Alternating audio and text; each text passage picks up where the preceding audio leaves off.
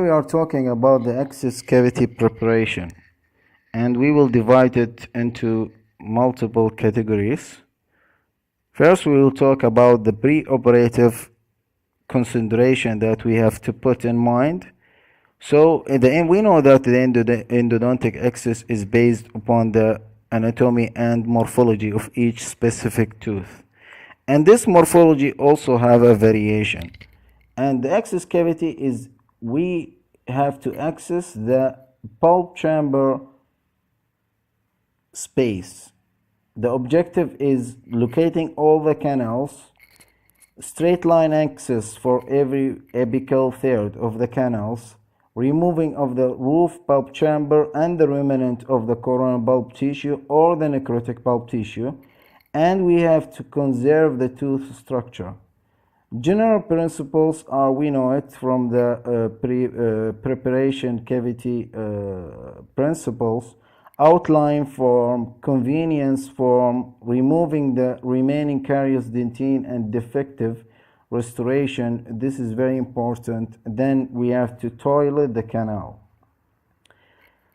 General consideration first: preoperative radiographs. We have to take a preoperative radiographs to have a diagnosis, our primary diagnosis for the case, to see the radiological picture of that specific tooth, and to determine the degree of the case difficulty, if there is any curvatures, if any there is, for example, constriction in the canals, etc. Access opening should be performed under the rubber dam, isolation always, to prevent the contamination from the saliva. In case of abnormal anatomies, rubber dam may not be used. In any case of abnormal anatomy, we can prevent, or can discard, or we cannot use we have the ability to not use the rubber dam. But no vial brooch should be introduced in the canal without a rubber dam. So this is a very important point. We know that the rubber dam will have ability, or one of the great advantage of the rubber dam: isolation and protection from the vials itself from going inside the patient's throat or pharynx. Care should be taken to prevent the tooth debris or pieces restoration to go inside the root canal, that will lead to obstruct the canals and will lead to also make it complicating the canal. A preoperative estimated depth of the access is calculated using the radiograph. This is called the preoperative or the radiological length. Then we can measure.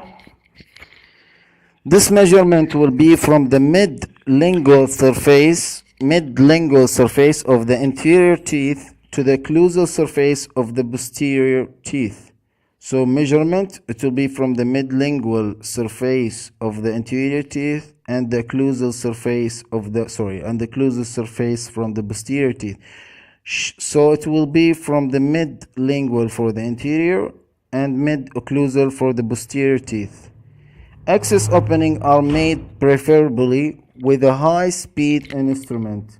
The burr should be starting rotating before touching the tooth surface, and should continue rotating even after you take it out of the cavity. Don't stop it, because it will lead sometimes to crack the tooth enamel or dentine and lead to also to obstruction of the canals. You have to be holding and a good illumination and magnification. In case you don't have a microscope, you can have a dental loop.